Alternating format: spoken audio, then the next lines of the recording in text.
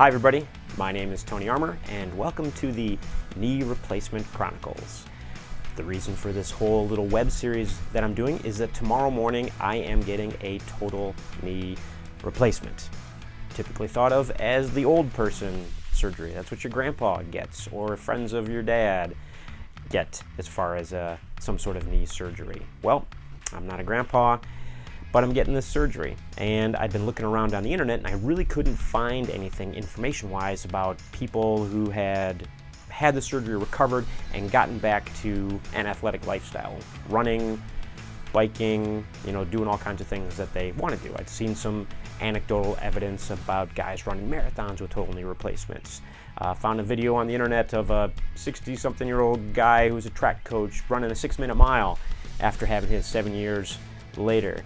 Friends of mine whose dads have had the surgery and now they're playing tennis 8 months later, that sort of thing. So I thought, why not make a little web series and kind of chronicle what happens to me, from the surgery itself to the rehab to the recovery, and seeing if I can get back to being active and athletic again like I like to. Right now I have had 3 knee surgeries really over the last 17 years or so. An ACL, which was a result of football when I was younger, 2 arthroscopic surgeries to clean up cartilage from playing beach volleyball and tearing cartilage playing beach volleyball, and those have all built up over the years. I'm over 40 now, closing in on 50, and you can't quite do the things you used to do, but you still want to be really active like that. So the goal is to have this surgery and see what I can get back to doing, essentially. Now, the number one thing that my doctor said, of course, is do not run. Running is stupid. You should not run. Stay completely away from it. So of course, one of my main goals is to run. Now, I'm not a really heavy guy. I'm not going to be running marathons. We're talking twice a week, 3 to 5 miles tops. That kind of wear and tear shouldn't really affect the knee that bad. The main reason that the surgeon says not to run is not because it's going to, break it or throw it off or something like that, but just general wear and tear. The knee that I'm getting is the Smith & Nephew Journey 2 knee system. So you can kind of see it all right here.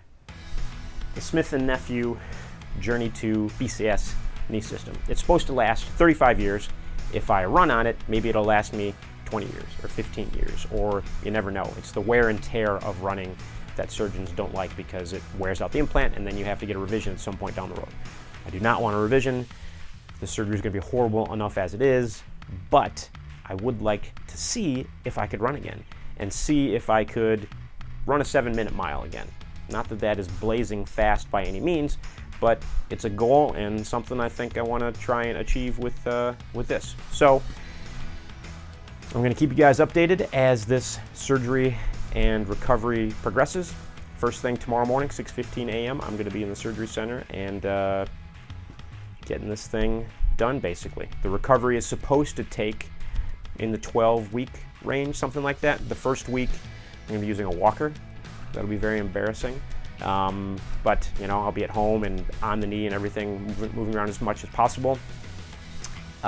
Physical therapy, exercise, week 2, 3, 4, and so on, and just continue to get better and better with the goal of really resuming full activities, biking and everything else that I like to do by week 12, essentially. As it is right now, I can't run, I can't play volleyball, I can't even use the elliptical. I can bike sometimes. A lot of the workouts that I like to do are extremely limited, and I can't do exercises that I like to do.